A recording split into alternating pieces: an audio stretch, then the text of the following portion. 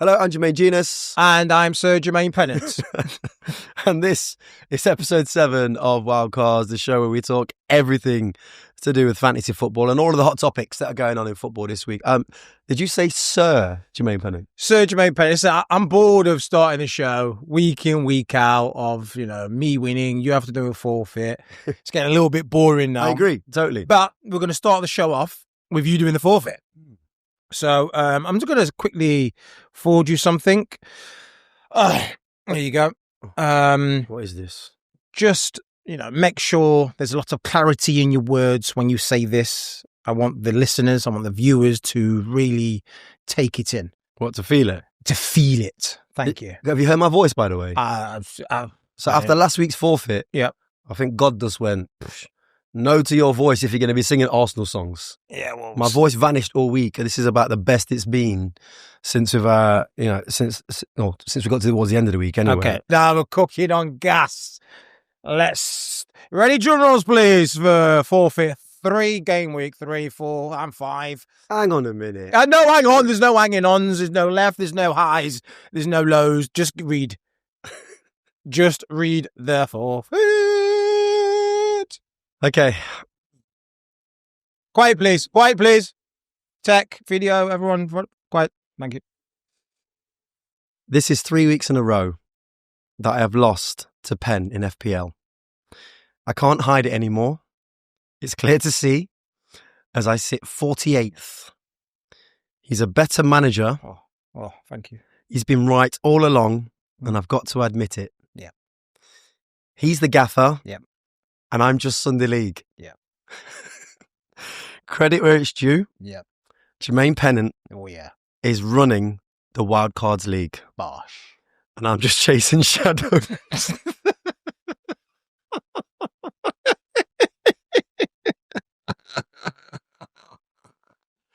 I hate myself so much. Honestly. I love this game. I hate myself. I love this game.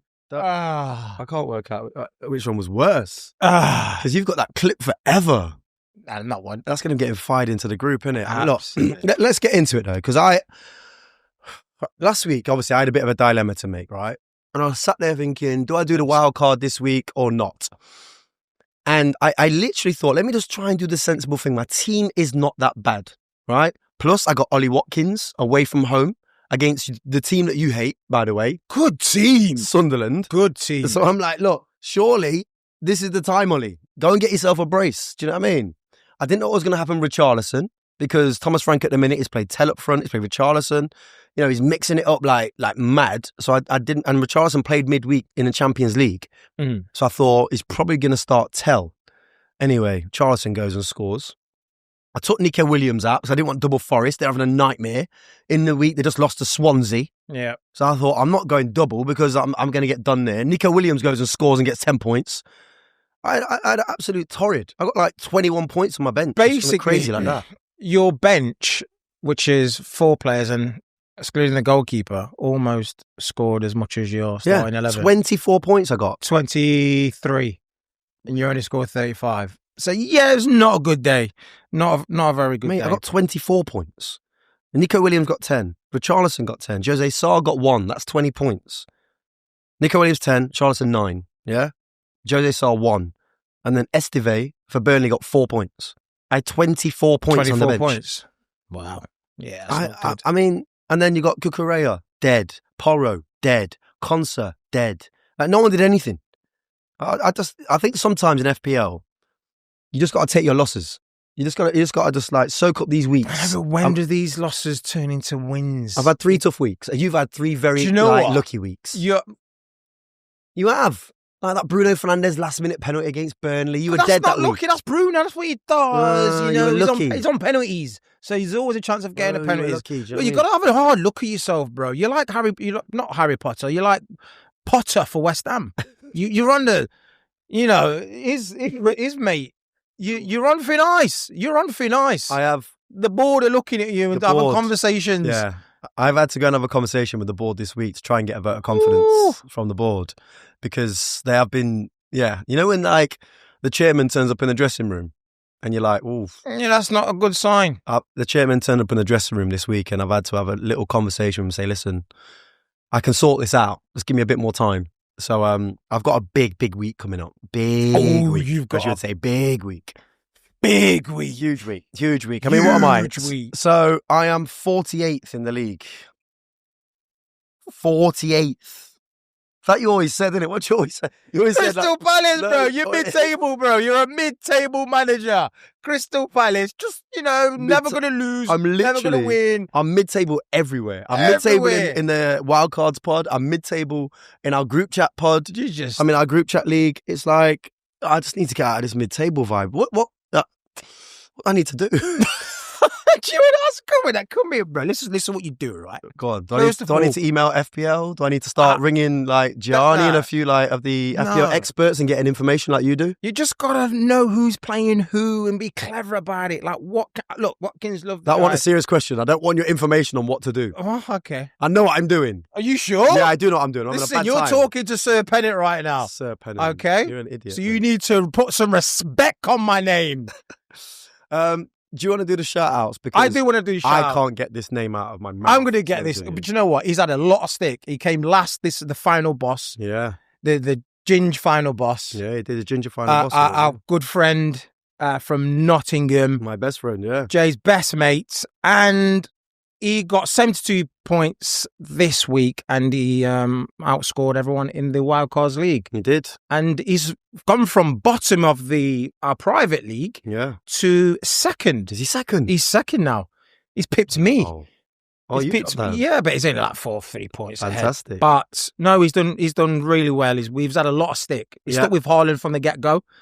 When we never had him. Yeah, he capped him in this weekend. So Craig Anderson, well done to you, sir. 72 points. Your mug will be in the post. And I advise you not to drink out of this one. Sat here in the Mighty Reds shop. Just celebrating my win on the pod this week, lads. Can't wait to get my mug and celebrate even more. Looks like you, Jermaine, that. Jenas, obviously, with the gap toot. Anyway, thank you. Can't wait to win many more. And, show my capabilities as the best FPL manager in our league. So, yeah. From me and these guys. See you next week. Craig Anderson, well done, mate. So, right. This week, I've got to do a wild card. Oh, that was the other thing. Palmer. Seriously. Seriously. You captain Palmer. That's when you know you're having a bad time. That is when you know you're having a bad time. It was a risk, though, taking out, be honest, it was a risk taking out Salah. It was a risk at home to Everton. So Salah was, you have to remember, all right, the week previous, I played my free hit. So I had Salah then. Salah had already been taken out of my team because Salah's not been doing it. Well, that in itself is a bit, costly, a bit, woo. Well, what did Salah do? He's got an assist. He's got an assist. Yeah, got an assist. That was it. But I had Cole Palmer already in my team. So I was like, well... But you captained that assist and that doubles. So. No, but listen. So when I went back to my original team, this is what it looked like. I had Saka, who was supposed to be injured, and I had Palmer, right, who just went and bagged, what, 2 at Bayern Munich or 1? 1. Went and bagged at Bayern Munich. I thought, he's back, right? Going away to Man United, this guy's going to eat, is what I was thinking. Get him in. Transferred out Saka to put Semenyo in, thinking at home to Newcastle, just had a tough midweek game against Barcelona. All of my thought process was correct. It was correct. Your thought process is correct, but I think you're going a bit too much. Just tone it down a bit, simplify it, and I think the results will come. All right? But just be honest, though. I'll be honest. The Palmer one was like, yeah, that's a bad deal. It's unlucky. Thank you. That's what I needed. That one's unlucky. Well, there's a lot. You got to blame Sanchez. What? Why? Oh, what, for doing what he did? Yeah, idiot business. That's what I'm saying. And then obviously, apparently, he came off because he was injured as well. Cole Palmer. Well, there's groin in, hasn't he? So this is why I've got Wildcard's definitely getting played. I think this week, which I don't like doing. We've got an international break coming up again, haven't we? Bore off. I know, but we have, though, haven't we? No, we are. Is it after this week? I think so. Yeah, so I don't like doing that. It's seriously. I never really like playing my wild card before the international break. International break. But it's going to have to happen. It's going to have to happen. Well, almost 500,000 played their game wild card in game week 5, and I was one of them. Yeah, No, I played in 4, I think, or maybe 3. And you're happy? Yeah, because like I said, there's going to be no double game weeks or anything like that to really have to test my team, and I can just chill, make my transfers. Yeah. Do you think there'll be a lot of wildcards in game week 6? Like you said, I think most people have played it already. I think that if anybody's had the couple of weeks that I've had, then there's no other option. You're going to be looking at the wild card, and there's just been like a lot of anomalies in there. Do you know what I mean? Like the fact, you're right. There's a couple of things in there I'm looking at. For example, like Villa. Why I've stuck with Konsa and Watkins for so long? Yeah, I don't know. See, these are decisions that do come costly. Yeah, but let's talk about again the team you hate, right? Sunderland. Oh, good team. Team you hate, right? Good so, team. Mate, they've done all right. I know they're a good team. Don't take them. I'm not taking them in. You are. I've been watching them. They've done all right. Sunderland are decent. Are they surprising you? Good, yeah, good team. Good team. Honestly. Oh, what an idiot! Honestly, but would you expect Watkins to have done something? Well, do you know what? Yes, but if you look at their previous games, they haven't scored. They've scored like 1 goal in the Premier League. They are struggling. Sporting directors left. There's turmoil in that club. That club's not in a good place. They've not moved forward. They've not made signings. Yeah, they're looking a little bit dusty. I agree. So, all right. So stay away from them. So I'm going for a wild card. Complete change this week. And the only kind of bankers I can think of right now, Salah's going in. Oh, is he? Sorry, Haaland's going in, sorry. Not oh, Salah. yeah. Haaland's definitely going in. Yeah. Timber's going in. Henderson's going in. The midfield area, you know what? I like Gakpo, but he's just gone a little bit... Yeah, it's gone a bit cold. A little bit quiet. Not in the good way. A little bit quiet. I think it'd be stupid to not try and get Isak in there. Yes. And then that midfield area is just going to have to be like, Reinders is beautiful. Love Reinders in there. He's doing awesome. He's a fantastic bargain. Oh, he is the There's bargain. always one a year in there. He's the one. Someone who's 5. Like, I think it was a couple of seasons ago, it was Rodgers. He was 5.6. He's the one. Bargain guys. He's the one. Spurs are a little bit... They're hit and miss with Spurs. I just Players don't know what to around do with Spurs, them, but look, miss. mate, have you seen their run? Wolves at home, Leeds away, Aston Villa at home, Everton away. They're all green lit, mate. So it'd be silly. But then again, it's like, is Kudos the guy? I just don't feel like he's the guy that's going to go and get it done for me. So I'll probably get a Spurs player in there, but it might be defensively. Other than that, I don't know where else I'm going to go. What are your thoughts?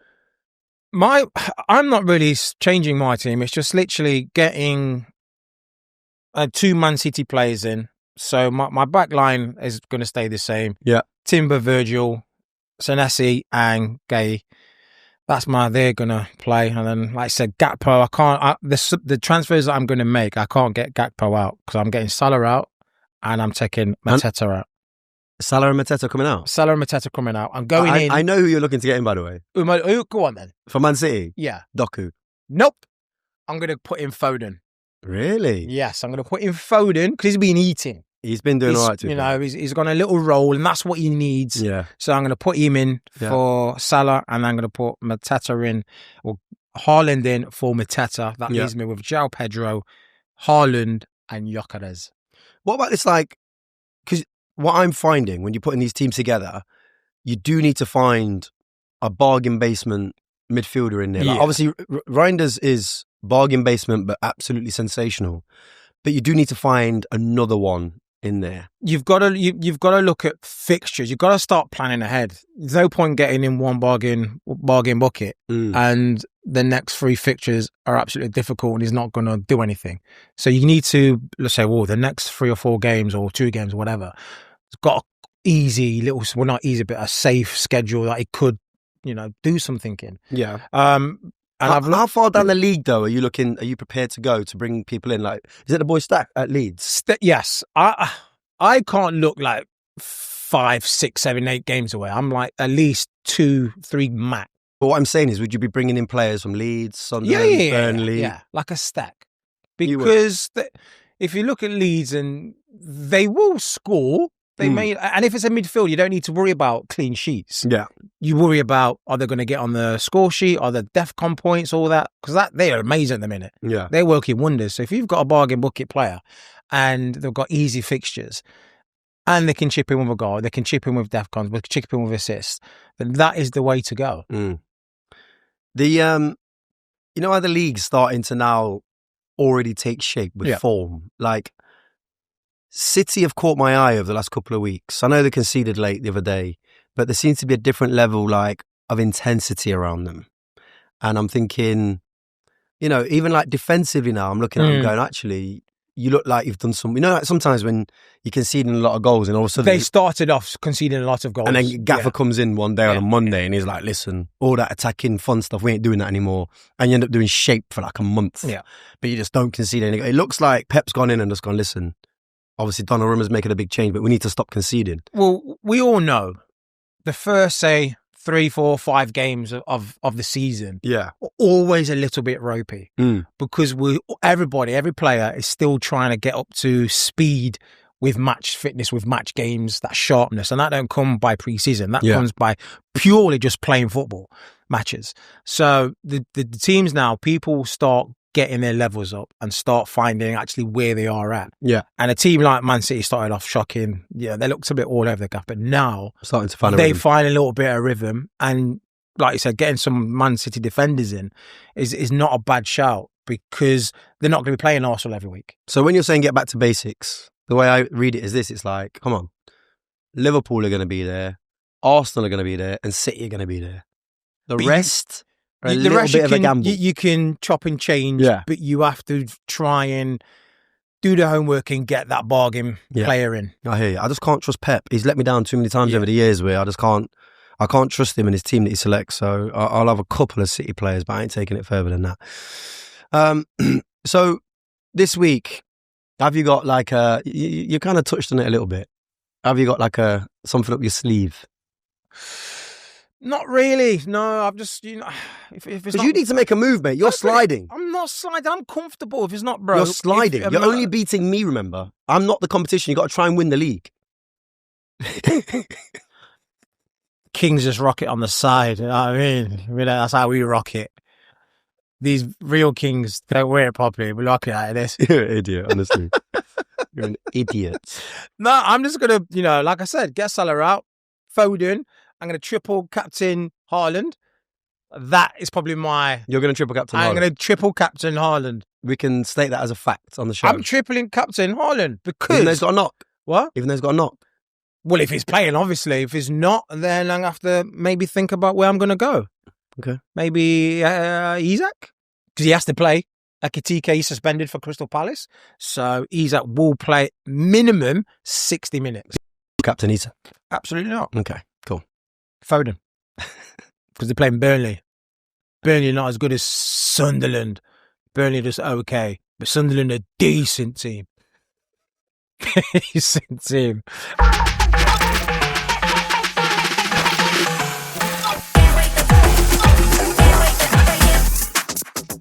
Anyway, moving on. Yeah. What about the Ballon d'Or? Do you think Dembele won it, right? Do you think that was correct decision? Do you think there's anyone out there saying, oh, that's a bit harsh? I think it was the right decision. Yeah. He had an incredible year. It's just turned into a strange award, hasn't it, over the years? I think, I don't know, when I was growing up and looking at the Ballon d'Or, it was more to it than just what they won. Mm. And now it's got itself into a position where unless you win the Champions League, then you can't win the Ballon d'Or. Like, for example, I don't think, has Mbappé won the Ballon d'Or yet? Not yet. So that stinks to me a little bit. And he scored an hat-trick in the World Cup final. He's done some stuff. Like, do you know what I mean? Like, he actually scored 4. He scored his penalty as well. He's done some stuff. Where I'm looking at him, I'm like, messy. At what point is it just the best player? Like, when we look at, because it's all voted by coaches, right? So they are watching games on a regular basis, whether it's analysis or, seeing them in the flesh on the pitch and stuff. And you all know who is the best player of that year, right? Whether it was just something where it's just magical and they're doing some incredible things. And now it's obviously in this place where unless you win a treble or unless you win that you have to win the Champions League. I know that much. Yeah, you have to win the Champions League to win it, which is madness, really. Yeah, I agree. But do you think that the league should come into account? For example, we all know, and it's fair to say, Premier League is probably the toughest league out there. Yeah. Then you've got other leagues who, I say the French league's probably go fourth. You probably say Spanish and the Bundesliga is probably stronger than the French league. Yeah. So should that not come into account? If you're doing crazy numbers in the hardest league in Europe, like Salah was, yeah, and then you've got someone probably in the fourth tier of the top leagues, you're doing good numbers. Correct. Shouldn't that also come into play? Or is it simply if you win major honours, Champions League or... I think it does come into play. I don't think, let's say, for example, had PSG not won the Champions League, I think there would have potentially been a different outcome. I do. I think that just because they would have won Ligue 1 and a cup or whatever, I don't think that would have got him the Ballon d'Or. Yeah, I think that's why we saw Salah so distraught when they got knocked out to PSG. I think he knew. We don't get far in this competition. It's just a shame, isn't it? Finals, the chance of him winning it is very, very low because, to be fair, he did deserve something because he was unbelievable that year. Yeah, he did. But on Dembele, to be fair to him, if you think about his journey, obviously I used to watch him a lot when he was at Dortmund, and I've never been more baffled by a player. Obviously, just takes corners, left foot, right foot, penalties. It's like, what? This guy's unbelievable. Barca didn't quite work out for him, and he's had to kind of go back home to Paris. And, I think what it does show is when you put the correct kind of structure into a team, players like him can, really go on and thrive and do some special stuff. And I think he was a worthy winner. On this occasion. You can't knock it. Yeah. Champions League, he won it. How did you feel about your boy Harry Kane coming 13th? I think it's about right. Look, I don't want to get clipped here, so I'm just going to sit on the fence. I'm going to go, do you know what? Yeah, 13th. What? Mate, he went and scored 900 goals in his first season in the Bundesliga. He scored an obscene amount of goals, and he's still doing it. Yeah, but did he win the league, though? Yes, he won the league. Yes, he won the league. You're just so disrespected. It's a joke. I'm not. Listen, guys. 13th. What? 13th he came. Guys, Harry Kane's he's a daddy. He's England's GOAT. There's not 13 better players than Harry Kane last year. I know that much. I think the league starts coming into play. It's just it's a Champions League thing. That's yeah. It. They need to somehow get away from that situation. Should they just do it? Listen, forget about what you win. Player. Yes. What you've done. Who excites me the most? Yeah, your numbers is crazy. Every time I watch you, wow, amazing, great goals, great bit, all the week in, week out. Almost need to create a separate trophy. They could have like the Ballon d'Or achievements type thing. You were the best player that went and achieved Champions League, but actually, physically, who is the best player? I want to know, from just when I watch you. So say it's like Premier League. So like Premier League, do the Player of the Year. Yeah. You don't have to win the Premier League to get Player of the Year. No. Someone else could have got it, for example, but Salah was he was the best player that time. But for example, a Saka could have got. Bale's won it before. Loads of players have won it and won the league. That's how it should be done. Yeah, done properly. Who is the best player? Simple as that. But that's when that happens, when it's voted by the players. Yeah, coaches. Yeah, because they're seeing it from who's won what as a manager. He's helped me win this, so we've got to somehow just strip away. Look, winning is a big part of the game, and I get that. But it takes a team to win, not an individual a lot of the time. Do you know what I mean? In some of the best players in the world, whether it be like Messi, Ronaldo, they all need a team to go and win. So, we've helped you achieve this big moment to lift the Champions League, but it shouldn't then contribute as much as it does, I don't think, to winning a Ballon d'Or. It is an individual award, and it should be based on what you do more individually rather than a collective group and team. Yeah, and if that's scoring goals or if that is just moments and special things that you've done on the pitch that make people go, wow. Remember the Sunday night when you used to watch Barcelona and Ronaldinho used to pick up the ball on the left and you used to just be like, this guy's insane. This is just poetry. That's that for me. I don't care if he wins nothing. He's the best player in the world. It's as simple as that. And that's kind of what I what I always thought the Ballon d'Or was in a weird way. It's turned into a bloody... Speaking of Dembele and managers, is when you was playing, all your managers that you had, is there one of them or any of them that got the best out of you who thought, yeah, this guy... two really. Works. I think Bobby Robson at Newcastle, he just got me and understood what I needed. And probably one day Ramos as well at Tottenham. He was the one, like... He's a punk. He's not a punk, bro. He went to manage Real Madrid after he managed us. Yeah, exactly. They killed my move. Where were you going? Real Madrid. You were going to Madrid? I was going Real Madrid. Whoa. This is a Bro, hot take. I was going Real Madrid and Wando Ramos, Wando. Killed it. Absolute punk. You've never told me this. Man, I told you. No, I need to know the story. You were going to Real Madrid? I was at Liverpool. My last year, I think. Yeah, my last year. And I was at home. Like kind of around transfer window time. I'm not sure. I think it might even been January time.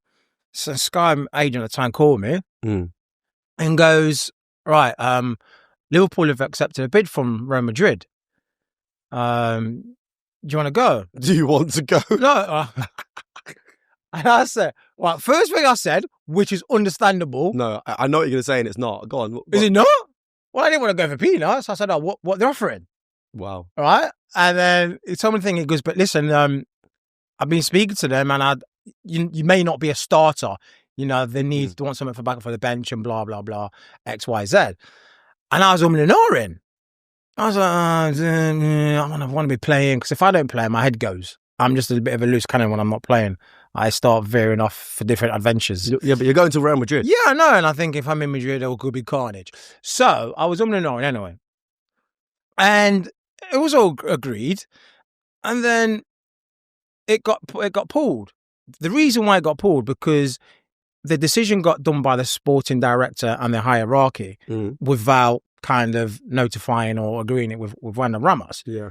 And when it got to that stage, it was like, oh, I'm not happy, I don't want it, blah, blah, blah, blah, blah. So he killed it. So Wanda Ramos, if you've ever listened to this podcast, can I swear? You do what you want, mate. You're not bad. No. I ain't going to let you disrespect my old manager, though. That's not happening. Happening. No, but you know, come on, Wanda. Just let me sit on your bench. I'm a good top professional. Lies. Train hard, come in early. Lies. Never went out. Don't go out. So Sky rang you say January? I think it was January, in transfer window. Are you sure it weren't April 1st, no? No, it wasn't it was official, bro. It was official. It wasn't no joke. It was official. And wow. Yeah. Wow. Killed it. Imagine that, eh? I know, right? And you're there going, Wanda Ramos got the best out of me. He was a good manager, mate. You asked me a question. What about you? Mine was Steve Bruce. Yeah, my stepdad. Yeah. Signing Pops, if you listen to that, I got you. You do love Brucey. I'm not Brucey was good. Like, he just played me no matter what. Yeah. Even when, I was kind of not the best professional, he stuck with me because he knew when I was on that pitch, I'd perform for him. And on the back of that, got my move to Liverpool. I had a good drink up one night with Steve Bruce in Dubai, actually. Yeah. Your name came up a couple of times. Yeah, stop that, innit? Yeah. We exchanged stories. I bet you did. Yeah, it was a long night. Yeah, he's got a few of me. Oh, long night. Yeah. Long night. It was a long Decent night. Talking about you. Long night. Right, before we go any further, we've got to talk about what game we're going to be picking for Match Bingo this week, mate. Yes, Match Bingo. Obviously, there'll be 15 match events randomly selected on your card. Correct. Which, if it happens in the game, gets automatically ticked off. So I'm going to go Newcastle and Arsenal. Good game. Good game. Tough fixture. Hostile. These have got a little bit of issue at the moment. Got a little bit of, little vendettas with one another. And I think, yellow cards could be a good shout. Free kicks, 100%. Corners. Whatever's on that Match Bingo card, I think this is the game that probably could mark them all off. Definitely. Loads of corners, loads of free kicks. I think there'll be a good few yellow cards in there as well. Maybe a couple of goals. Whatever's on this. So, I'm going with this game. Good shout. Good shout. Join now by clicking the link in the show's description or scan the QR code to play Match Bingo. We've got a special offer for you Wildcards listeners. If you're depositing for the first time and you're depositing £5, you get £10 extra to play, so it's 15 quid in total. 18 plus only, so gamble responsibly. Visit gambleaware.org. On the managers that I really took to, I think with Bobby, I was 18 years old when I arrived at Newcastle, and Bobby just kind of understood me, not only from a player's point of view, but obviously from like what I needed.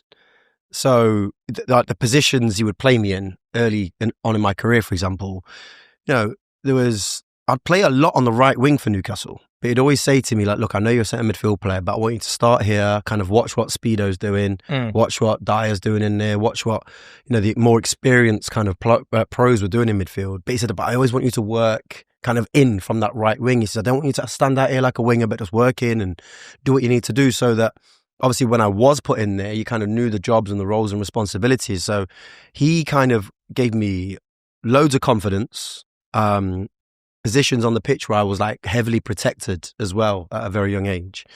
And just always just saw that I wanted to go forward. He knew that I was a box-to-box midfield player. So he always used to say, just if you want to go, but just make sure you get back. So I had that freedom with him. Anytime I felt like I struggled, like with Harry, for example, I always felt like I struggled a little bit because I could always do lots of jobs in that midfield area.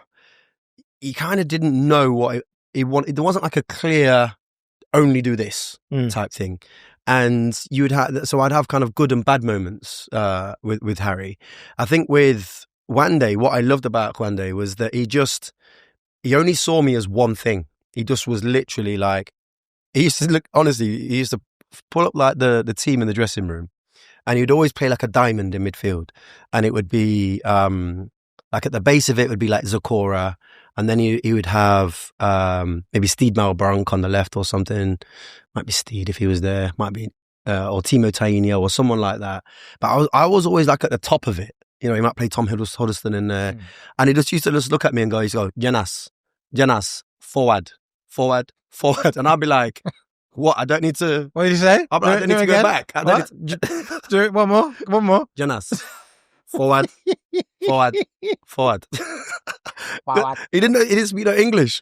I used to have like Gus Poyet there, like stood next to him. And I look at Gus and I'd be like, is he saying what I think he's saying?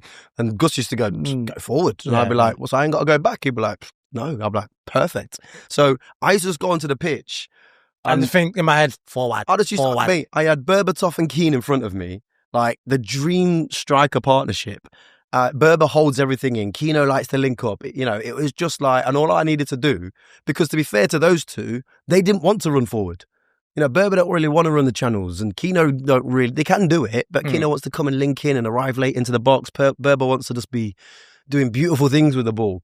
So he needed somebody that was going to drive their defense kind of like further back to give Keno and Berber the space. So that's what this used to do with me. You just go, Jenas, forward. So because I went onto the pitch like with just this pure clarity of I'm going in one direction, that was it. I really enjoyed playing for him. Yeah, I think managers now, I think some of them should take a leaf out of Steve Bruce's book, as in managing players, not tactics, not how they coach, all this. I think managing individuals. Me and you, we need to be treated differently. Very differently. What? Extremely different. Why, bro? You know why. What? You know why. No one needs to come knocking for me at 5 a.m, searching for where I am, so I came home. They need to come looking for you. Valid point. Yeah. Valid point. You asked. Okay.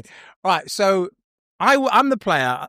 I would probably need the arm on the shoulder, and you need to be let off. Need to be let off, and a bit of loving. Yeah. And I will reward you. I will graft on that pitch for you. I think managers now somehow put everyone in one box, and that's how you want to work. Some players don't react, so don't like that kind of attitude. Some players need a little bit of love. For example, just like a James Milner, you could tell him 2 words, this, that, done. Some players might need come here, listen, let me have a little, are you all right, how's thing? Just a little bit of reassurance, a bit of love because of what difficulties they may have had growing up or whatever.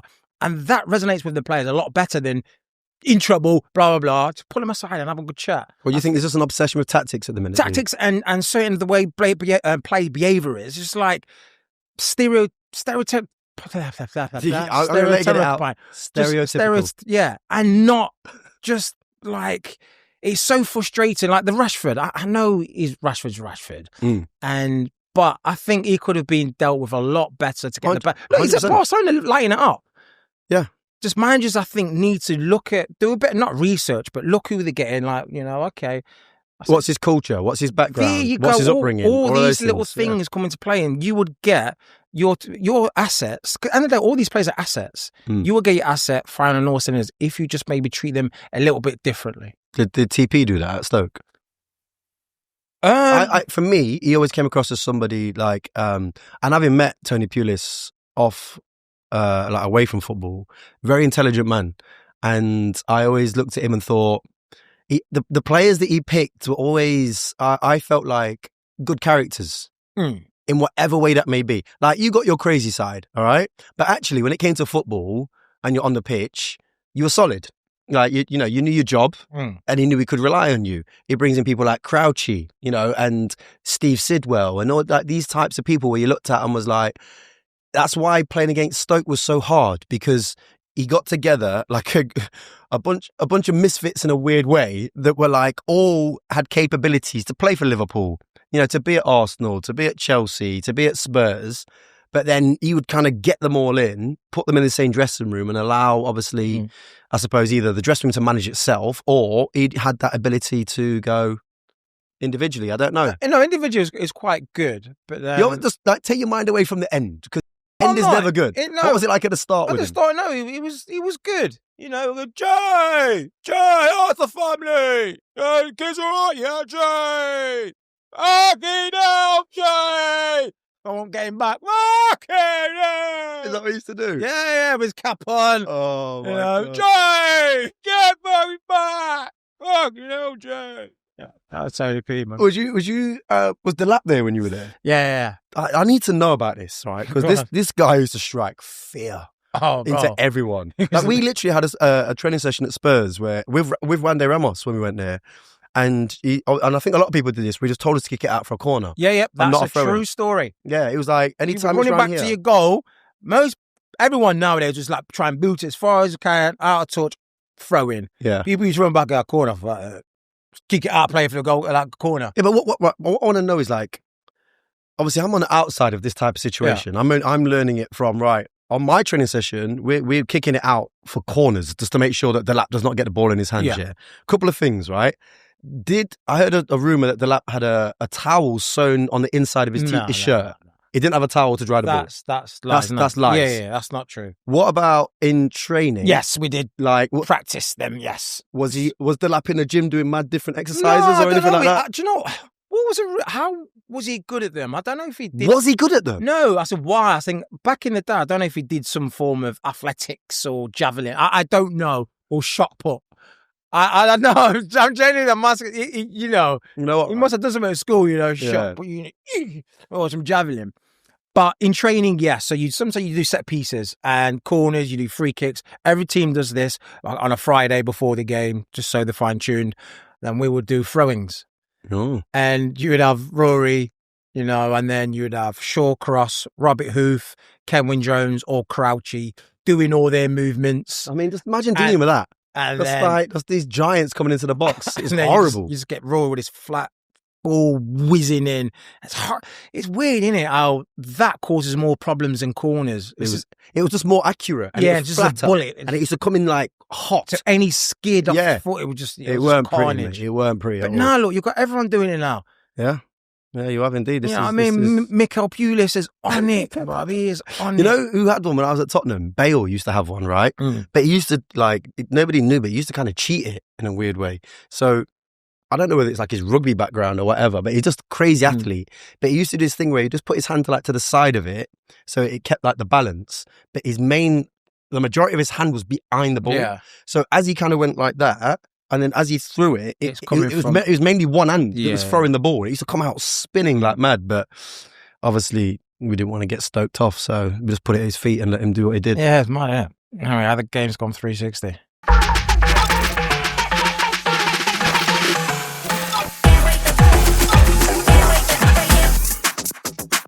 The games this week. Yeah. Arteta's a tricky one, isn't he?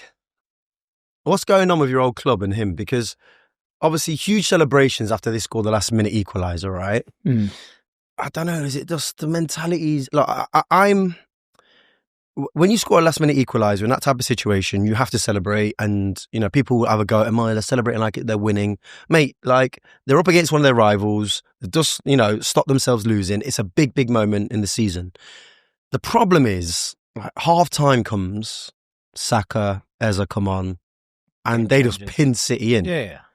I mean, there's an argument for Saka with the injury, but why don't they just start that way? Why is Arteta just not got the mentality to go, I'm coming at you for that? You know, we are no longer contenders. We're going to take this league and I'm going to show you how I'm going to do it. Because he's more worried about losing. He goes into these big games and his mentality at the moment is not to lose. Do not lose at all costs. I don't know if he's worried about the backlash. If he loses, they're not ready, they're not tied to contenders, look, they can't beat the big teams, blah, blah, blah.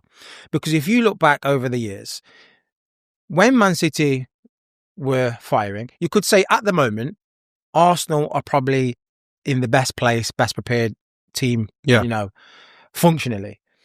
So if we go back to Liverpool and Arsenal, they would go into these games playing their most attacking, best team possible. To win the game. To win the game. You won't see Man City put on 3 defensive midfielders to play away at Liverpool. They would play De Bruyne. To start the game. Yeah, start the game. They would not go with that formation, that tactic to start the game. No, I don't know, Anfield's a bit different. Yeah, okay, but they still have De Bruyne, they still have Silva, they still have all the... Yeah, but maybe. When, you know, as a team, they might, but they would play those players. Arteta's done it twice. He's done it at Liverpool away. You can understand away, but still, you're playing against a team who are conceding against Bournemouth. Everyone they play, they concede. Yeah, you know, Newcastle. So you should be thinking, they're not in their place yet. They're not fully ready yet. Yeah. Let's go there. Let's attack them. We probably could win this game. They went defensive minded, not to lose. Man City, they're kind of the same. They're still trying to find their gears yet. They're playing at home, bearing in mind. Let's not lose. He needs to change that mindset, because if he sticks with that mindset, he's not going to win the Premier League. No, I agree. He can't win the Premier League by just, yes, the big teams are thinking, let's not lose. Yeah, I agree. Yeah, I think that could catch him out later on in the season, to be fair. In one of the earlier podcasts we did, we had a good chat around who is under pressure from a managerial point of view right now. I mean, there's a couple of names in there. Amarin's name got chucked in there. I think there's a few others, but Graham Potter. Yeah.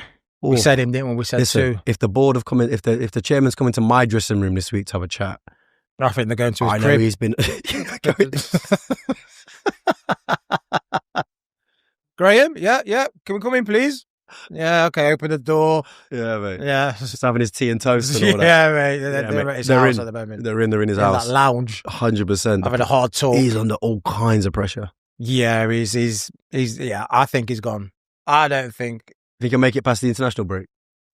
No, I think agree. that's when that curtain is drawn. I think, regardless of how this result goes at the weekend, I think after international break, we'll see a new manager. And I think I'm hearing that Nuno is the front runner for that. I mean, I don't know if West Ham... I don't think West Ham are in a place and I go, ooh, managers, what style? I think you need to just be okay now. You like playing championship if you carry on being fussy. Do you remember those moments as a player when you just knew the gaffer was under pressure? Yeah. It was like, I mean... Do you know what? Go on. I find it and I'm like, oh, God, this is so bad. I'm not going to tell you who or where or what, but you're thinking... if we lose this weekend, he's gone. I want to play well, but at the same time, want to lose. So he gets the tic-tac and a new manager comes in and freshens things up. Yeah.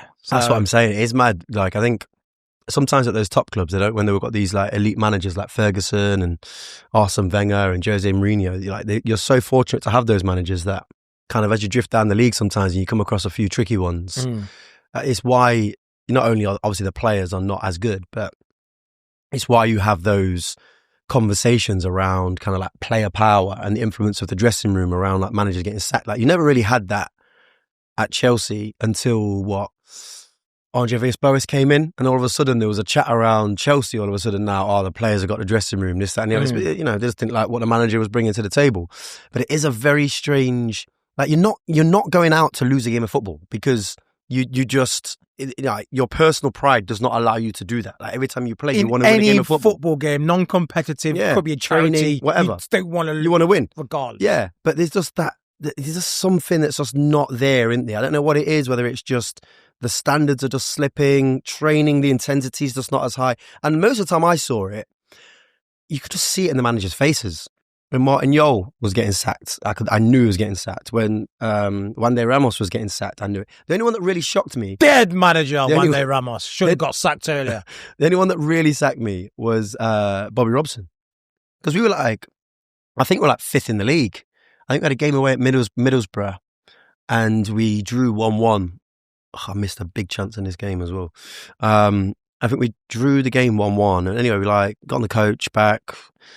And then... yeah, there was just like rumours flying around. I was thinking, where's this coming from? We hadn't had the best start. We hadn't had the worst.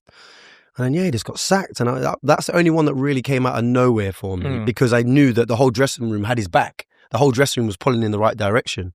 But at the other places I've been, you definitely sense it in the environment. And no matter how many people talk to each other, like, come on, let's go win this game or whatever, it's just not quite there, is it? Yeah, that sounds like a Stoke with Tony Pulis. I think the last TP, yeah. I think in my 3rd year, it was, or 4th year. Fans were kind of getting annoyed of the style of play. Speed, bearing in mind, mental. Norris came back in. Mental. The long throw. With long throw, corner set pieces. We've got Arsenal at it. I was thinking this the other day. Tony Pulis must be fuming, drooling, foaming, going, oh my game. Like, he must be raging. I thought this the other day. But he got the sack because, well, not because of that, but fans like the style of football. They tried to bring in Mark Hughes and play expansive and sign some, attacking flair and all that. And now look where they are. But this tends to happen to West Ham as well. They're on this kind of rhythm of like, we think we should play this certain type of football. And then a manager comes in like Pellegrini or a manager comes in like Potter and they try and play this type of football. You gotta, and it doesn't work out. No, and then you got David Moyes winning just trophies. Solid and doing, finishing 6th and that's what I mean. They don't like it. Like, you got to know, listen, West Ham, just know your place at the moment. Just stop being greedy and think, let's be a expansive team. You like JJ, he knows it's Crystal Palace, mid-table now. He understands that. So don't think you Liverpool or you're Arsenal and you should be up there. Just get back to basics, get solid. Yeah, I'll just clarify, JJ the FPL player, not the actual footballer. No. JJ the FPL player, cool. Right, Crystal Palace. I'll accept that for now. Mid-table. Just rock it on the side, say that.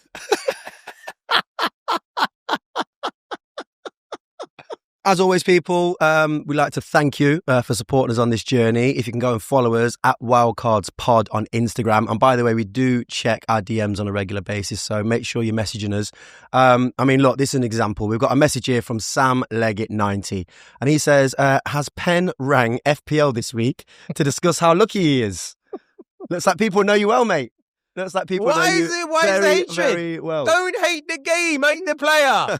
This is what we do. So get involved, DM us with any of your problems or anything you want to know on the show, and we'll read it out, we'll have a bit of fun with it, and we'll get back to you as well.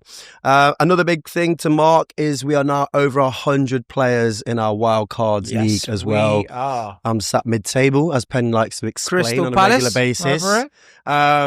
Our producer, Mr. Sam Van Gelder, who's currently sunning himself hacking in Ibiza, is sitting top of the league, which is destroying me on a regular basis. So the more of you that join and can kick his arse, that'll make my life a lot easier. So get involved, come join us at Wildcards Pod and follow us at Wildcards Pod on Instagram.